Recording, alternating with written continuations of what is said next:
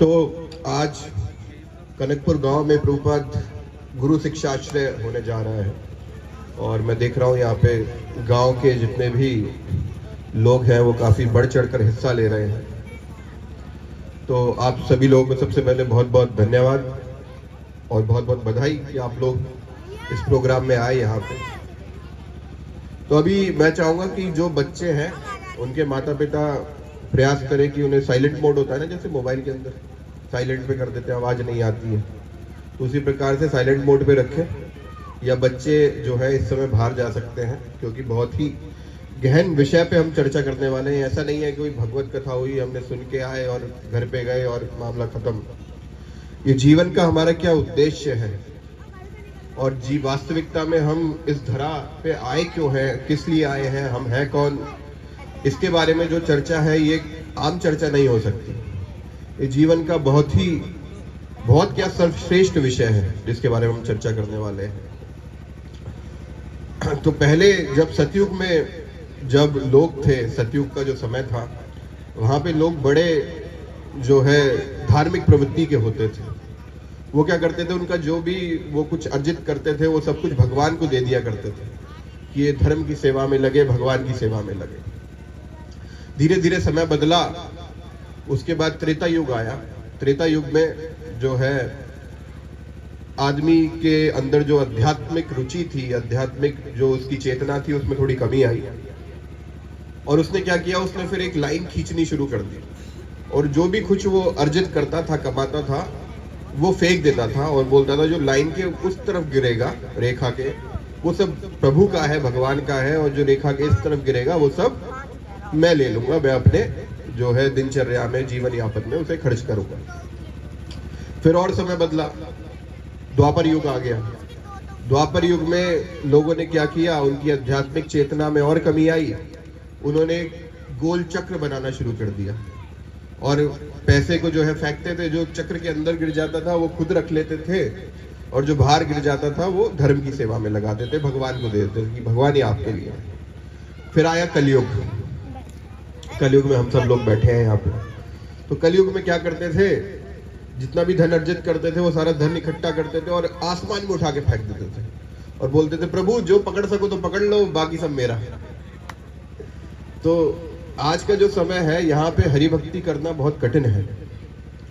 हरि भक्ति जो है बहुत ही विरला ही मिलती है। हम भारत भूमि पे हमारा जन्म हुआ है तो ये हमारा बहुत परम सौभाग्य है कि हम भारत भूमि पे हमने जन्म लिया है, क्योंकि यहाँ पे भक्ति बहुत सुलभ है। आप देखिए गांव गांव में महासुंदर प्रिय प्रभु, गौतम प्रभु, अन्य जो भक्त हैं, उनके नेतृत्व में ये जो कार्यक्रम चल रहा है बड़ी सुलभ लगती है, बड़ी आसानी से मिल जाती है। लेकिन आमतौर पे कहा जाता है कि जिनका घर रेलवे स्टेशन के पास होता है उनकी गाड़ी हमेशा छूट जाया करती है। क्यों? तो बोलता है अभी पहुंच जाएंगे, बस अभी कुछ क्षण में ही हम पहुंच जाएंगे, और इंतजार करते रहते हैं। इसी प्रकार से जब भक्ति हमारी इतनी करीब होती है ना, तो हम उसे बहुत ही ज्यादा सिंसियरिटी से, बहुत ही ज्यादा गंभीर तरीके से अपना नहीं पाते हैं और हमारा जीवन अंत समय पे आ जाता है और हमें समझ में नहीं आता कि जीवन का तो अंतिम उद्देश्य यही था। और हरि भक्ति के लिए जो कलयुग में सबसे आसान जो तरीका है वो क्या है, हरिनाम। क्या है? हरिनाम। हरिनाम बहुत ही सुलभ तरीका है। अन्य अनेक युगों में अन्य तरीके हुए हैं, अर्चा विग्रह पूजन, बड़े बड़े यज्ञ, ये सारे तरीके हुए हैं अन्य युगों में, लेकिन भगवान को पता था कि कलयुग का जो जीव है वो मंद सुमंद भाग्यो, मतलब उसकी बुद्धि जो है वो मंद होगी, उसका भाग्य है वो भाग्य से भी थोड़ा एक भाग्यहीन होगा। तो भगवान ने क्या किया, भगवान ने बहुत सुलभ कर दिया चीजों को। केवल हरिनाम के माध्यम से आप जीवन के परम उद्देश्य को, परम पद को पा सकते हो। किसके माध्यम से? मेरा गला थोड़ा खराब है तो आप लोगों को मुझे सहन करना पड़ेगा आज। तो हरिनाम के माध्यम से हम क्या पा सकते हैं, परम पद को पा सकते हैं। और जब हरिनाम की बात आती है तो हम देखते हैं शास्त्रों में बोला गया है, हरेर नाम हरेर नाम हरेर नाम एव केवलम खलो नास्ते व नास्ते व नास्ते व गतर्हन्यथा, कि केवल हरि का नाम, केवल हरि का नाम और केवल हरि का नाम, केवल हरि का नाम ही एकमात्र उपाय है कलयुग में। नास्तिर नास्तिर नास्तिर गतिर अन्यथा, और कोई गति नहीं है। 3 बार बोल दिया गया, और किसी चीज को अगर 3 बार बोल दिया तो बहुत ज्यादा उस पर बल दिया जा रहा है। तो जो हरि का नाम है उसकी बहुत ही बड़ी महिमा है। कई बार हमारा पूरा जीवन बीत जाता है और हमें समझ में नहीं आता कि वास्तविकता में हम आए क्यों थे। हम क्या करते हैं, मुख्यतः 4 चीजों में हम संलग्न रहते हैं अपने पूरे जीवन भर। 4 चीजें कौन सी हुई? शास्त्रों में बताया गया है, आहार निद्रा भय मैथुनम च सामान्य ये तो पशु भी नराणम धर्मे हितेशाम अधिको विशेषो धर्मे ने हीना पशु भी समाना। भगवान बताते हैं कि ये 4 कार्य तो जानवर भी करते हैं। कौन से 4 कार्य? आहार, आहार मतलब खाना। निद्रा, निद्रा मतलब सोना। आहार निद्रा। भय, भय मतलब अपनी रक्षा करना, घर बनाना अपनी रक्षा के लिए। कई लोग घर में बहुत जो है लोहे की ग्रिल लगवाए थे जिससे कोई आए ना, आक्रमण ना करे। अगर हम जानवरों को देखेंगे तो अपने दांत दिखाते हैं। सांप जो होता है वो विष से ढस लेता है, बिच्छू भी ऐसे ही करता है, शेर भी पंजा मार सकता है। तो हम देखते हैं कि भय, ये सारी चीजें जो है जानवर और इंसान में एक बराबर। मैथुनम, बच्चे पैदा करना, ये जानवर भी करता है, इंसान भी करता है। कोई श्रेष्ठ तो बात है नहीं हमें। आहार निद्रा भय मैथुनम च सामान्य तो पशु भी नराणम, ये सारी चीजें क्या है? पशु और मनुष्य में सामान्य है। धर्मे हितेशाम, फिर विशेषता क्या है? क्या विशेष बात है जो मनुष्य को श्रेष्ठ बनाती है? बताया जाता है धर्मे हितेशाम, कि अगर आपके जीवन में धर्म है, अधिको विशेषो, तो आप विशेष है एक जानवर से। धर्मे ने हीना, और जीवन में धर्म की हीनता है तो पशु भिया समाना, आप केवल पशु के ही समान हो, उससे बढ़कर कुछ नहीं हो। तो हम सब लोग पशु योनि से तो ऊपर उठ चुके हैं। हम जो है अगर मनुष्य योनि में हम जन्म ले चुके हैं, लेकिन अगर हम हरिनाम में रुचि नहीं लेते, धार्मिक कार्यों में अगर हम रुचि नहीं लेते, तो होगा क्या? हम 2 पैर वाले पशु ही कहलाएंगे और कुछ नहीं। 2 पैर पे जो पशु चल रहा है, आहार निद्रा भय मैथुनम, इसमें ही लगे रहेंगे। अब देखिए, बाल सफेद हो जाते हैं, लेकिन व्यक्ति मरते मरते भी क्या करता है? इन्हीं चीजों में लगा रहता है। मैं संपत्ति किसके नाम करके जाऊं, ये वाला खेत किसके नाम करके जाऊं, ये किसके नाम करके जाऊं, और अंत समय में आता है, अंत समय में चला जाता है। एक बार एक कहानी आती है, एक व्यक्ति था, उसका नाम था कैलाश। क्या नाम था? कैलाश। और कैलाश जो था वो अपने परिवार में बहुत ज्यादा आसक्त था, और आसक्त था तो इतनी आसक्ति की वजह से कैलाश जो था वो भक्ति में रुचि नहीं लेता था, हरिनाम में रुचि नहीं लेता था। कई बार नारद मुनि स्वयं जो है आते थे और उससे बताया करते थे कि भाई कैलाश, अब तुम्हारे बच्चे भी हो गए हैं, अब तुम एक काम करो, अब तुम चलो हमारे साथ और जो है सन्यास ग्रहण करो और भक्ति में संलग्न हो। भक्ति करो, या तो वानप्रस्थ लो और घर में ही भक्ति करो, गृहस्थ आश्रम में ही भक्ति करो, करनी है तो कैलाश जो है हर बार कोई ना कोई बहाना लगा दिया करता था। और कैलाश क्या करता था? कभी कोई बहाना लगा देता था, कभी कोई बहाना, कि अभी मेरे पुत्र जो है वो इस योग्य नहीं है कि वो अपने आप अपनी लक्ष्मी अर्जित कर सके, जिससे वो अपना जीवन यापन कर पाए। कई बार जो है नारद मुनि जो है वो फिर बोलते थे, ठीक है, तुम्हारा जो पुत्र है वो जब बड़ा हो जाएगा तब मैं आऊंगा, और जब बड़ा हो जाएगा तब देखा जाएगा। तो मैं थोड़ा गला खराब है आज, तो इस वजह से थोड़ा खांसी आ रहा है। तो कैलाश जो है वो क्या कहता था कि मेरे पुत्रों को बड़ा होने दीजिए आप, जब मेरे पुत्र बड़े हो जाएंगे तब मैं क्या करूंगा, मैं आपके साथ भक्ति के लिए चलूंगा। तो उसके पुत्र बड़े हो जाते हैं, तो वो आ जाते हैं, बोलते हैं एक काम करो, अब तो चलो। बोलते हैं अभी मेरे पुत्रों का विवाह नहीं हुआ है, इनका विवाह हो जाने दीजिए, फिर मैं क्या करूंगा, फिर मैं आपके साथ चलूंगा। वो बोलते हैं ठीक है। फिर वो कैलाश के पुत्रों का विवाह भी हो जाता है, वो फिर आते हैं, बोलते हैं अब तो चलो। वो बोलते हैं अभी रुक जाइए, अभी मेरे पुत्र ना इस योग्य नहीं है कि वो धन संपत्ति संभाल पाए, मैं थोड़ा इन्हें जो है निर्देशित कर दूं कि कैसे क्या संभालना है, खेतों को संभालना है, फिर मैं आपके साथ चलूंगा। वो बोलते हैं ठीक है। फिर वो चले जाते हैं। फिर वो लौट के आते हैं। जब वो लौट के आते हैं तो वो देखते हैं कि कैलाश तो है ही नहीं वहां पे। वो पूछते हैं उसके पुत्रों से, अरे कैलाश नाम का व्यक्ति था, वो कहाँ गया? वो बोलते हैं कैलाश जी का तो स्वर्गवास हो गया, वो तो चले गए। और फिर वो बोलते हैं अरे क्या हुआ, इसने तो अपना मनुष्य जीवन व्यर्थ कर दिया। क्योंकि 84 लाख योनि में एकमात्र मनुष्य जीवन ही है जहां पे हम हरि भक्ति कर सकते हैं, अन्यथा नहीं कर सकते और किसी योनि में। तो वो जब जा रहे होते हैं तो देखते हैं कि घर के बाहर, उनके कैलाश के घर के बाहर एक कुत्ता भौंक रहा होता है।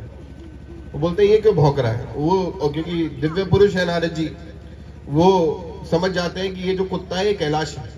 वो कुत्ता बन गया अपने घर के बाहर, क्योंकि इतना आसक्त था वो अपने घर वालों से, पुत्रों से, संपत्ति से, कि अगले जन्म में उसकी आसक्ति अपने घर में ही रही, तो घर के बाहर कुत्ता बन गया।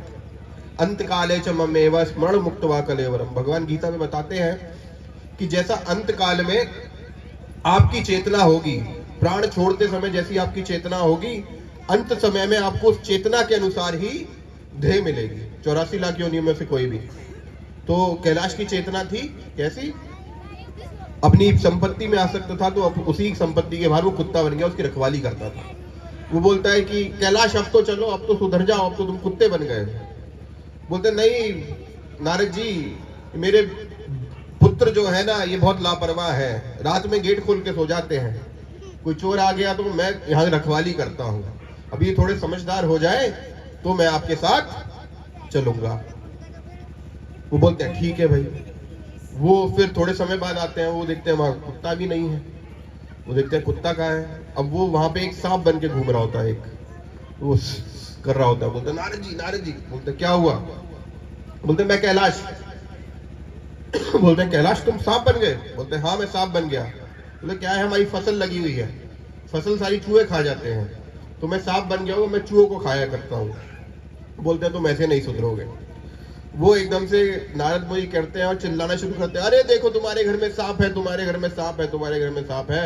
और कैलाश के पुत्र डंडा लेके आते हैं और पीट पीट के सांप का वध कर देते हैं और सांप की मृत्यु हो जाती है। तो कैलाश में तब बुद्धि आती है कि वास्तविकता में जो है ये संबंध जो है केवल देह के स्तर पे ही होते हैं।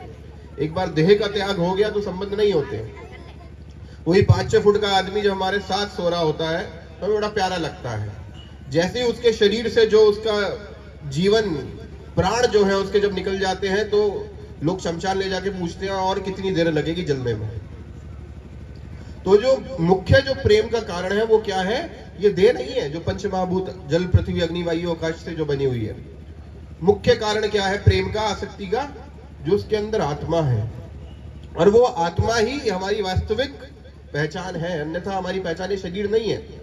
शरीर तो अगर देखिए जब हम 2 वर्ष के थे या 5 वर्ष के थे तब से बड़े होते गए तब तक हमारा शरीर बदल चुका है पूरा। लेकिन एक आत्मा है जो नहीं बदली है। तथा देहांतर प्राप्तिर धीरज तत्र न मुह्यते, कि देह का जब अंत होता है तो दूसरी देह मिल जाती है। इसलिए जो बुद्धिमान व्यक्ति होता है वो अपना धीरज नहीं खोता है ऐसे क्षण में।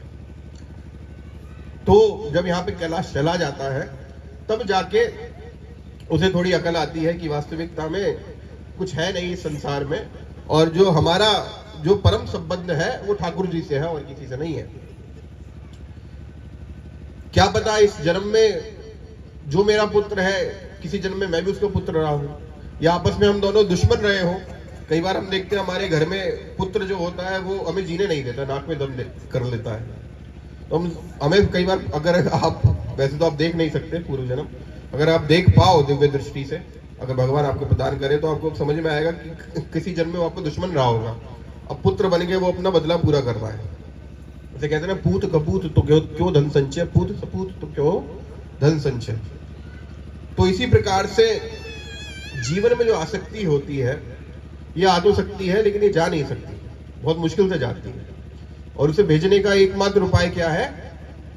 हरे कृष्णा कृष्णा कृष्णा हरे हरे, हरे राम राम राम हरे हरे। हरि नाम, ये जो 16 अक्षर का जो मंत्र है ये कहां पे दिया गया है? कली संतरण उपनिषद में। कहां पे? कली संतरण उपनिषद में ये मंत्र हमें मिलता है। कली संतरण उपनिषद क्या है? जो हमारी 108 उपनिषद है, उसमें से जो विशेषकर कलयुग के लिए जो उपनिषद दी गई है वो है कली संतरण उपनिषद। उस उपनिषद में ये जो है ये मंत्र आता है, हरे कृष्णा कृष्णा कृष्णा हरे हरे, हरे राम राम राम हरे हरे। ये महामंत्र है। ये मंत्रों में भी अन्य मंत्र आपको मिल जाएंगे, लेकिन ये मंत्रों में भी क्या है? महामंत्र, मतलब मंत्रों का भी राजा, अगर इसे सरल भाषा में बोला जाए। तो जो मंत्र है ये क्या करता है? ये जिस प्रकार से आप माताएं हैं यहाँ पे अधिकतर, तो मैं देख पा रहा हूँ, जब आप घर में घी बनाती हैं तो कढ़ाई जो है उस बहुत ज्यादा मैली हो जाती है। उसे छुड़ाने के लिए बहुत जो एक जूना होता है उसे लगा के, साबुन लगा के बहुत चमकाना पड़ता है। उसी प्रकार से हमारा हृदय जो है, ये इस भौतिक आवरण के कारण, ये जो देह है हमारी पंचमहाभूत से बनी हुई, इसके कारण हमारा ये जो मन है ये बहुत दूषित हो जाता है। काम, क्रोध, लोभ, मोह, मद, मत्सर, ये सारी जितने भी अनर्थ हैं ये हमारे हृदय में वास कर जाते हैं।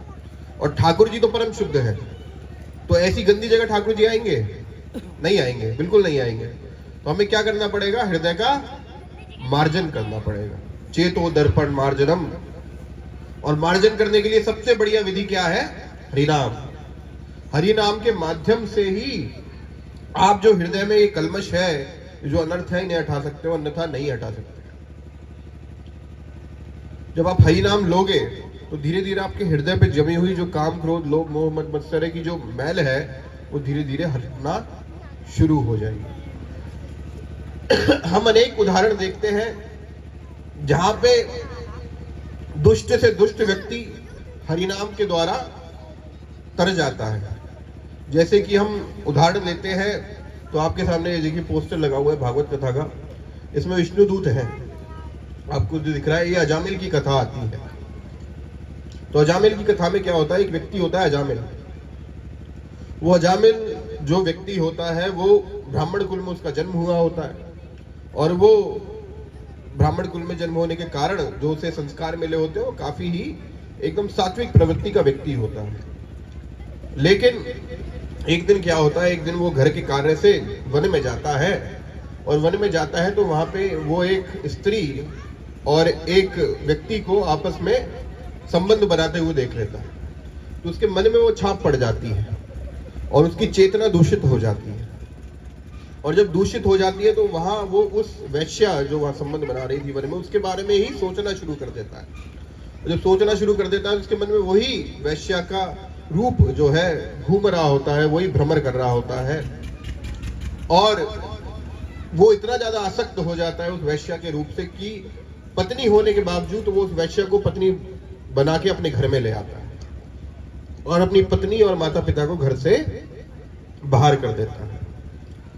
और उस वैश्या के गर्भ से वो कई संतानें उत्पन्न करता है, और जब उनकी संतानें होती है तो एक सबसे छोटा जो पुत्र होता है वो उससे बड़ा प्रेम करता था अजामिल, और पुराने उसके संस्कार होते हैं, ब्राह्मण कुल था, तो उसने क्या करता था, वो अपने सबसे छोटे पुत्र का नाम रख देता है नारायण।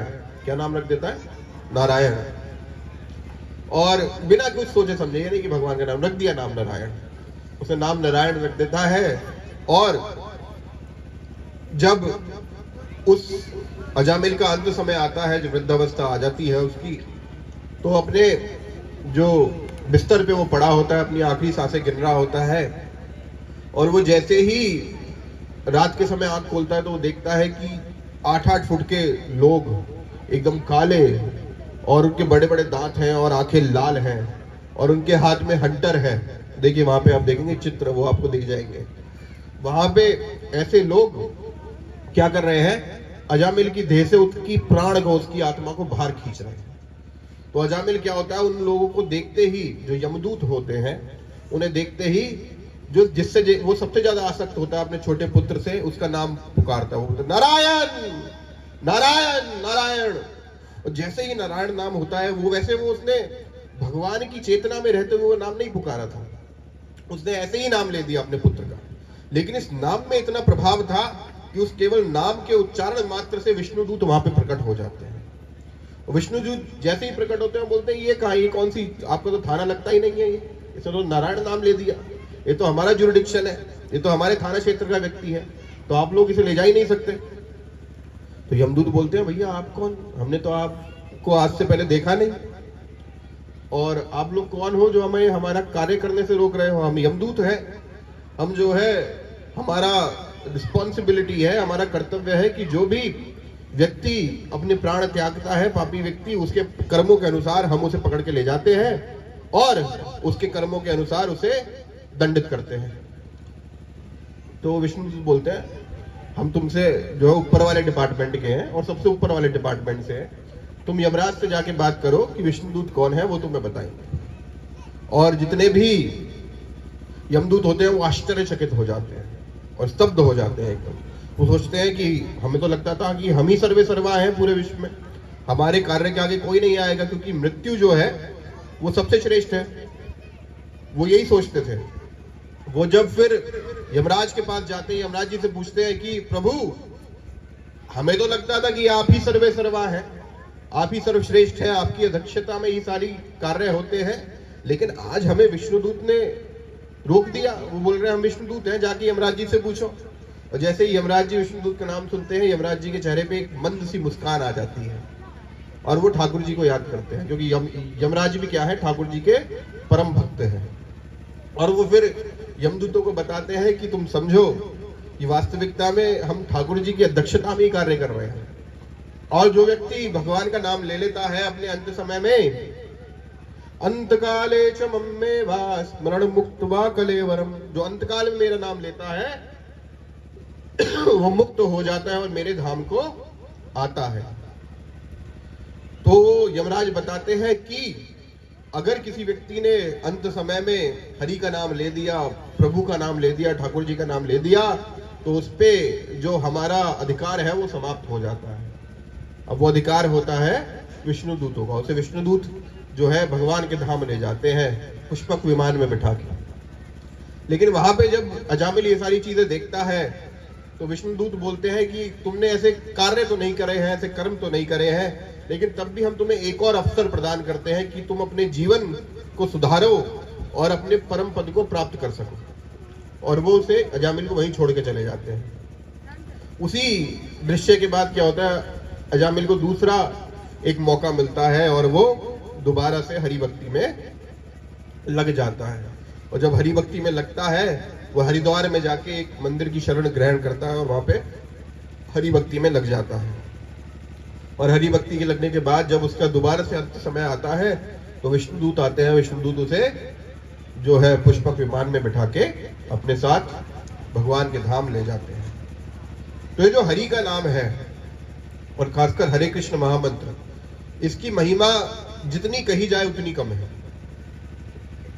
हरि नाम के बारे में अगर हम कहें कि अगर किसी व्यक्ति में अपने जीवन में एक बार भी हरि का नाम ले लिया तो उसके जीवन में, उसके पूर्व जन्मों में उसने जितने भी कर्म करे हैं, पाप कर्म करे हैं, वो सारे ही एक क्षण में समाप्त हो जाते हैं। हरि का नाम इतना प्रभावशाली है और इसमें तो 16 अक्षरों का नाम है जो हरे कृष्ण महामंत्र है। एक बार क्या होता है, एक बार एक बहुत धनी व्यक्ति होता है, वो व्यक्ति बहुत धनी होता है और उसे पता चलता है कि यहाँ पास में एक गोस्वामी है, एक वैष्णव है, उनके पास पारस पत्थर है। और पारस पत्थर क्या होता है, जिस भी वस्तु को छूता है उसे सोने का बना देता है। कनकपुर नाम है ना इस गाँव का, तो उसे क्या बनाता है, सोने का बना देता है। और जब उस धनी व्यक्ति को पता चलता है, ठीक है, वो क्या करता है, वो प्लान करता है कि कैसे उन वैष्णव से वो पारस पत्थर लिया जाए। और वो जाता है उन वैष्णव के आश्रम में और उनकी बहुत सेवा करता है। और बहुत सेवा करने के बाद क्या होता है, वैष्णव उनसे प्रसन्न होते हैं, बोलते हैं बताओ तुम्हें क्या चाहिए, मुझसे तुम किस उद्देश्य से मिलने आए हो, किस उद्देश्य से सेवा कर रहे हो, क्योंकि मैं समझ तो गया हूँ ये जो तुम्हारी सेवा है ये सकाम सेवा है, निष्काम सेवा तो नहीं है। लेकिन तुमने मेरी सेवा अच्छी करी है, बेशक सकाम करी हो, लेकिन तुम बताओ तुम्हें क्या चाहिए। तो बोलते हैं गुरुदेव महाराज, जो आपके पास पारस मणि है ना, वो आप मुझे दे दीजिए। वो बोलते हैं अच्छा इसके लिए आए थे तुम, वो बोलते हैं देखो वहां कूड़ा पड़ा हुआ है, वो कूड़े के अंदर ढूंढो जाके, वहां पे कहीं पड़ी हुई मिल जाएगी। और वो धनी व्यक्ति जो होता है वो जाके कूड़े में देखता है, कूड़े की गंदी जगह, जो सबसे गंदी जगह होती है, वहां पे जाके ढूंढता है, उसे पारस मणि मिल जाती है, वो बड़ा प्रसन्न होता है। और हम कूड़े में क्या रखते हैं, जो हमारे घर की सबसे जो कम उपयोगी या कोई उपयोग में आ ही नहीं सकती चीज, उस वस्तु को हम क्या करते हैं, कूड़े में डाल देते हैं। और जो धनी व्यक्ति वो पारस मणि को लेके वापस लौट रहा होता है, तो वो सोचता है कि इस व्यक्ति ने पारस मणि को कूड़े में डाल रखा था, तो उसके पास इससे भी कुछ अमूल्य चीज होगी। और वो क्या करता है, वो व्यक्ति जो होता है वो जाके उन वैष्णव के पास दोबारा से पहुंच जाता है, बोलता है महाराज इससे भी कुछ श्रेष्ठ वस्तु है आपके पास, क्योंकि अगर इससे श्रेष्ठ वस्तु नहीं होती तो इसे आप कूड़े में डाल के नहीं रखते, तो मुझे वो श्रेष्ठ वस्तु दीजिए जो आपके पास है। जो वैष्णव होते हैं वो बोलते हैं कि इससे श्रेष्ठ वस्तु चाहिए तुम्हें, लेकिन उसकी एक कंडीशन है, उसकी एक शर्त है। बोलते हैं क्या शर्त है? बोलते हैं पहले इस मणि को तुम्हें नदी में फेंक के आना होगा। बोलते हैं क्या बात कर रहे हैं? बोलते हैं हाँ, अगर इतना त्याग कर पाओ तो वो अमूल्य चीज मैं तुम्हें क्षण भर में दे दूंगा। वो सोचते हैं ठीक है भाई, अगर कुछ पाने के लिए कुछ खोना पड़ता है। वो जाते हैं और पारस मणि को उठा के नदी में फेंक आते हैं। जैसे ही वो फेंक के आते हैं, बोलते हैं महाराज अब बताइए मुझे वो अमूल्य चीज क्या है। मैं अपनी झोली फैला के, वो खड़ा हो जाता है वो व्यक्ति, और वो बोलते हैं अपने दोनों हाथ ऊपर करो। वो दोनों हाथ ऊपर करता है, बोलते हैं हरे कृष्णा कृष्णा कृष्णा हरे हरे, हरे राम राम राम हरे हरे। तो ये जो सबसे अमूल्य चीज क्या है, हरि का नाम। ये सारी चीजें आपको लगता है कि साधना से सुख मिल सकता है, नहीं, साधना से सुख तो मिल सकता है, लेकिन साधन से सुख मिल सकता है। साधन, अगर साधन से सुख मिलता तो वास्तविकता में इतने जो रईस लोग हैं वो आत्महत्या नहीं करते। अभी हमने देखा कि एक से एक रईस लोग हैं, एक से एक ऐसे लोग हैं जिन्हें जीवन में जिस चीजों का आम व्यक्ति स्वप्न देखता है उन्हें वो सब चीज मिल चुकी है, लेकिन उसके बाद भी उनके जीवन में प्रसन्नता नहीं है, सुख नहीं है। तो साधन से सुख कभी प्राप्त नहीं हो सकता। साधन से जो सुख आता है वो कम समय के लिए आता है, और जो साधना से सुख आता है, साधना से, हरि की साधना से जो सुख आता है वो हर क्षण के साथ बढ़ता रहता है और कभी वो सुख समाप्त नहीं होता। तो ये हरि का नाम जो है, अगर इसे हमने केवल नामाभास के रूप में भी ले दिया, अगर मान लीजिए कोई व्यक्ति जा रहा है, कोई जो है इस्कॉन के भक्त जा रहे हैं और किसी ने बोल दिया अरे देखो ये देखो हरे कृष्णा वाले जा रहे हैं, मजाक में बोल दिया, तो उसने अगर ये भी बोल दिया ना हरे कृष्णा वाले जा रहे हैं, तब भी उस नाम का उसे लाभ मिलेगा। तो सोचिए जब हम भगवान को स्मरण करके उस नाम को लेंगे तो कितना लाभ मिलेगा। जैसे हम होते हैं ना, हम अपने बैंक अकाउंट में थोड़ा थोड़ा धन एकत्रित करके जमा करते रहते हैं, उसी प्रकार से क्या है, एक हमारा आध्यात्मिक बैंक अकाउंट भी होता है। उसमें क्या होता है, उसमें हम जितनी बार भगवान का नाम लेंगे और जितनी बार भी हम भगवान का नाम लेंगे, उस हमारा जो बैंक अकाउंट है वो उस नाम से बढ़ता चला जाएगा, और वो खाली नहीं होता, कभी विड्रॉल नहीं होता उसमें से आप निकलता नहीं है, वो भरता ही रहता है। और जब जीवन का अंत आएगा तो वास्तविकता में जीवन का अंत में तो हम जो है बहुत अच्छी तरीके से अपने प्राण को त्यागेंगे ही भगवान का स्मरण करते हुए, लेकिन जो बाकी का जीवन है वो भी बहुत श्रेष्ठ तरीके से जिएंगे। एक बार प्रभुपाद जो इस्कॉन के संस्थापक आचार्य हैं, वो अमेरिका गए। कब गए वो अमेरिका? जब उनकी आयु थी 70 वर्ष। 70 वर्ष की आयु में वो अमेरिका गए। उनके गुरु ने उनसे बोला था कि तुम एक पढ़े लिखे व्यक्ति हो, तुम जाओ और पाश्चात्य जगत में, पश्चिम देशों में जाके भगवत गीता का, हरि नाम का प्रचार करो। और वो 70 वर्ष की आयु में एक जलदूत नामक मालवाहक जहाज से जाते हैं, और जब उस मालवाहक जहाज पे वो अपनी 35 दिन की यात्रा के लिए बैठते हैं, तो यात्रा के बीच में प्रशांत महासागर से होते हुए वो गुजरते हैं, और प्रशांत महासागर में इतना प्रचंड तूफान आता है कि उन्हें 2 हृदयपात हो जाते हैं, 2 हार्ट अटैक हो जाते हैं। तब भी भगवान उनका साथ नहीं छोड़ते और भगवान उनका साथ देते हैं, और उसके बाद फिर वो अमेरिका पहुंचते हैं। अमेरिका में जाके मलेच्छ लोग जो बिल्कुल गाय का मांस खा रहे हैं, बहुत एकदम जिसे कहते हैं एकदम निम्न योनि के कार्य कर रहे हैं, उनको जाके प्रभुपाद हरिनाम की शिक्षा देनी शुरू करते हैं। और धीरे धीरे जैसे होता है ना कि कोई कितना भी बुरा व्यक्ति हो, भगवान जैसे गीता में बताते हैं, अपि चेतसु दुराचारो भजते माम अनन्य भाग साधुरेव समन्तव्य समयाग व्यवस्थो ही सा। कि कोई कितना भी बुरा व्यक्ति हो, अपि चेतसु दुराचारो, कितना भी दुराचारी व्यक्ति हो, भजते माम अनन्य भाग, और जो अगर वो मेरे भजन में लग जाता है, साधुरेव समन्तव्य, उसे साधु ही मानो, क्योंकि कुछ ही क्षणों में उसका हृदय परिवर्तन हो जाएगा। तो ऐसे जो हिप्पीज थे, जो वह नशे में ड्रग्स में लगे रहते थे, उन लोगों को एक वैष्णव के स्तर तक लेके आए। जो मांस मदिरा ये चीज तो छोड़ो, चाय कॉफी भी उन लोगों ने छोड़ दी। और प्रभुपाद ने ये चमत्कार करके दिखाया।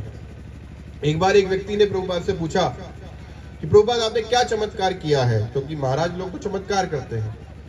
बोलते हैं कि मैंने इतने मलेचों को मैंने ब्राह्मण बना दिया, इससे बड़ा चमत्कार क्या हो सकता है?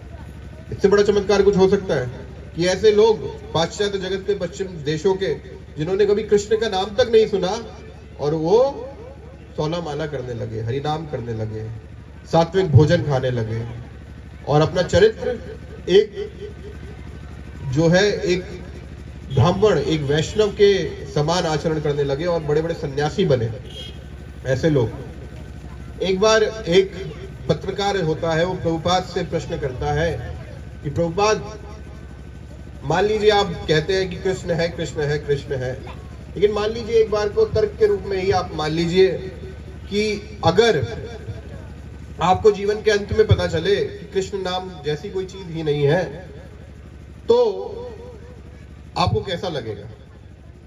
प्रभुपाद बोलते हैं, देखिए हमने अपना जो जीवन है वो बहुत ही अच्छे तरीके से जिया है। हमने सादा भोजन खाया, कीर्तन में आनंद लिया, अच्छे लोगों के साथ बैठे, वैष्णवों के साथ बैठे, अच्छा जीवन यापन किया। और अच्छा जीवन यापन करने के बाद अगर हमारी मृत्यु भी हो जाती है और पता भी चलता है कृष्ण नाम की कोई वस्तु है नहीं, तब भी हमने जीवन तो बहुत अच्छी तरीके से जिया, तब भी कोई फर्क नहीं पड़ता। लेकिन पत्रकार से फिर प्रभुपाद पूछते हैं कि लेकिन मेरे भी तुमसे एक प्रश्न है। बोलते हैं, क्या प्रश्न है? बोलते हैं, अगर तुम्हें तुम्हारे जीवन के अंत में पता चले कि कृष्ण है, तो तुम क्या करोगे? तो तुम्हारा जीवन व्यर्थ हो गया फिर। तो इसी तरीके से अगर हम इस समाज में जीते हैं तो हमारे पास खोने के लिए कुछ है नहीं, केवल पाने और पाने के लिए ही। और जब हम एक गुरु का जब हम आश्रय लेते हैं, और जैसे हम प्रभुपाद आज गुरु आश्रय यहाँ पे प्राप्त करने वाले हैं, तो प्रभुपाद का हमें कृपा मिलेगा। कई लोग यहाँ पे माला जितनी करेंगे उसका प्रण लेंगे, वो प्रभु जी बताएंगे हमें आगे।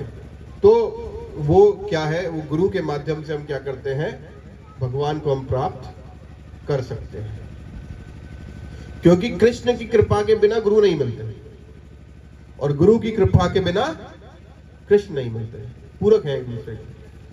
और परम पूज्य गोपाल कृष्ण गोस्वामी महाराज जो प्रभुपाद के शिष्य हैं, उनकी मार्गदर्शन में ये पूरा जितना भी कार्य है वो चल रहा है। तो हमें अभिलाषा होनी चाहिए कि कभी जाके गुरु महाराज परम पूज्य गोपाल कृष्ण गोस्वामी महाराज से भी हम दीक्षा प्राप्त करें, क्योंकि जब तक गुरु की कृपा नहीं होगी तब तक वास्तविकता में हमें भगवान नहीं मिल सकते। जैसे मान लीजिए आप शिक्षा प्राप्त करना चाहते हैं, आप बहुत बड़े डॉक्टर बनना चाहते हैं, बहुत बड़े वकील बनना चाहते हैं, इंजीनियर बनना चाहते हैं, तो उसके लिए आपको किसी कॉलेज में दाखिला लेना पड़ेगा। किसी भी कॉलेज में ले लोगे, कोई जो मान्यता प्राप्त कॉलेज होगा उसमें लोगे। उसके बाद वहां पे जो गुरु होंगे उनसे कानून की और मेडिकल की, इंजीनियरिंग की शिक्षा प्राप्त करोगे। उसी प्रकार से जब हम अध्यात्म में आते हैं तो हमें जो हमारा मार्गदर्शन करता है ऐसा गुरु हमें चाहिए होता है। क्योंकि मुझे ध्यान है जब मैं यहाँ पे आया अभी गांव के अंदर, तो मैं गाड़ी से था, तो गाड़ी से पता नहीं चल रहा था कौन से मोड़ पे जाना है। तो जीपीएस जो होता है, जीपीएस हमने खोला, जो एक आजकल मैप आ गया ना गूगल का, कि आप दाएं लीजिए बाएं लीजिए, वो बताता रहता है। तो जीपीएस है क्या? GPS is Guru positioning system. गुरु हमें इसी तरीके से बताते हैं कि हमें आध्यात्मिक जीवन में करना क्या है, अब क्या करना है, अब क्या करना है, अब क्या करना है। हर मोड़ पे बताते हैं कहाँ मुड़ना है और कहाँ नहीं मुड़ना है। तो इसकी हमें बहुत आवश्यकता है। और हरिनाम जो है उसकी महिमा का बखान हम जितना करें उतना कम है। अंत में मैं एक और कथा से अंत करूंगा। एक बार क्या होता है, जैसे वाल्मीकि की कथा आती है, वाल्मीकि की कथा हम सुनते हैं कि वाल्मीकि जो थे वो बहुत बड़े शिकारी थे, और इसके बाद भी जब वो शिकार किया करते थे तो नारद मुनि वाल्मीकि से मिले, और वाल्मीकि जो थे जब शिकार करते थे उनसे पूछा तुम ये शिकार क्यों कर रहे हो, उन्हें कई शिक्षाएं दी, और उनसे बोला एक काम करो, आप अपने घर जाओ और अपने घर पे जाके जो है अपने घर वालों से पूछो कि अपने घर वालों के लिए करते हो कि क्या जो इस शिकार से जो पाप उत्पन्न हो रहे हैं, क्या उस पाप में वो आपके भागीदार बनेंगे। तो वो जाते हैं, वो घर वालों से पूछते हैं, वो साफ मना कर देते हैं, बोलते हम तो नहीं बनेंगे भाई, हम क्यों भागीदार बने आपके पाप के, ये तो आपका कर्तव्य है घर में लाना चीजों को। तो उन्हें समझ आ जाती है और वो क्या करते हैं, वो राम नाम भी नहीं ले पा रहे होते। नारद मुनि क्या बोलते हैं उन्हें, मरा बोलो, क्या बोलो, मरा। और जब वो मरा मरा मरा मरा मरा बोलते हैं तो धीरे धीरे क्या होता है, वो राम नाम लेने लग जाते हैं, और कितने महर्षि बनते हैं फिर जाके जो रामायण की रचना करते हो। तो कितने भी व्यक्ति कितने भी नीच कुल से हो, अगर वो हरिनाम लेता है तो वो वैष्णव और परम महर्षि बन सकता है। ये बात हमें वाल्मीकि जो है, महर्षि वाल्मीकि के जीवन चरित्र से हमें सीखने को मिलती है। और वास्तविकता में ये जो साधन है, इसके माध्यम से अगर हम सुख लेने का प्रयत्न करेंगे तो नहीं कर पाएंगे, क्योंकि कहा जाता है कि निर्धन कहे धनवान सुखी, धनवान कहे सुख राजा को भारी, राजा कहे चक्रवर्ती सुखी, चक्रवर्ती कहे सुख इंद्र को भारी, इंद्र कहे श्री राम सुखी, श्री राम कहे सुख मेरे भक्त को भारी, भक्त कहे प्रभु भक्ति तुम्हारी, भक्ति बिना सारी दुनिया दुखारी। तो क्या अगर हम सुख लेने की चेष्टा कर रहे हैं साधन के माध्यम से, बढ़िया गाड़ी ले लेंगे, बढ़िया खाना खा लेंगे, ऐसा नहीं होगा। क्योंकि निर्धन क्या सोचता है कि धनवान सुखी होगा, क्योंकि उसके पास धन है। धनवान पे जब धन आ जाता है वो सोचता है मैं कहाँ सुखी हूँ, राजा सुखी है, क्योंकि राजा तो पूरे क्षेत्र का राजा है, उसका निरीक्षण में तो सब कार्य करते हैं। राजा बोलता है मैं कहाँ सुखी हूँ जी, चक्रवर्ती सम्राट जो है जिसके अंदर हम सब लोग आते हैं वो सुखी है। चक्रवर्ती सम्राट बोलते हैं मैं कहाँ सुखी हूँ, सुखी तो इंद्र है, क्योंकि इंद्र जो है, मैं तो केवल धरती पर राज्य करता हूँ, वो तो स्वर्ग के राजा है। इंद्र कहते हैं मैं कहाँ सुखी हूँ, श्री राम प्रभु राम सुखी है। भगवान राम क्या कहते हैं, मैं सुखी तो वास्तविकता मेरा भक्त है। भक्त से पूछते हैं भाई तुम क्यों सुखी हो, बोलते हैं प्रभु आपकी भक्ति के कारण ही सुखी हो, वरना अन्यथा आपकी भक्ति के अलावा इस संसार में है क्या, सारी चीज क्या है, परमानेंट नहीं है, नश्वर है, अंत है सब चीजों का। लेकिन एक हरि नाम है जो मृत्यु के बाद भी हमारे साथ रहता है। और आप देखिए कितनी भी हमारी जीवन में कठिनाई आ जाए, अगर कोई भी चीज हमें बहुत अच्छी लग रही है, अगर हम मूवी देखने जा रहे हैं, कुछ कर रहे हैं, हमारे जीवन में कुछ बुरी घटना घट जाए तो हमें इन सिनेमा विनेमा में कोई आनंद नहीं आएगा। लेकिन जैसे ही आप अपनी माला पकड़ोगे वो आपको एक सपोर्ट प्रदान कर देगा। जैसे मान लीजिए बड़ी बड़ी ऊंची ऊंची इमारतें होती है, ऊंची ऊंची इमारतों में क्या होता है, वो बड़े बड़े तूफान आते हैं तब भी वो नहीं गिरती, क्यों, उनकी जो नींव होती है वो बहुत गहरी होती है। उसी प्रकार से जो हमारा हरि नाम है, ये क्या होता है, ये हमें एक नींव प्रदान करता है बहुत गहरी हमारे जीवन में। और जब ये हरि नाम की नींव हमारे पास होगी तो कितना भी बड़ा तूफान आ जाए हमारे जीवन में, हम उसका सामना कर सकते हैं। तो इसी के साथ समय को देखते हुए आज का ये जो प्रवचन है इसी को हम यही समाप्त करते हैं, और आगे का कार्यक्रम श्रीमान महासुंदर प्रिय प्रभु आपको बताएंगे।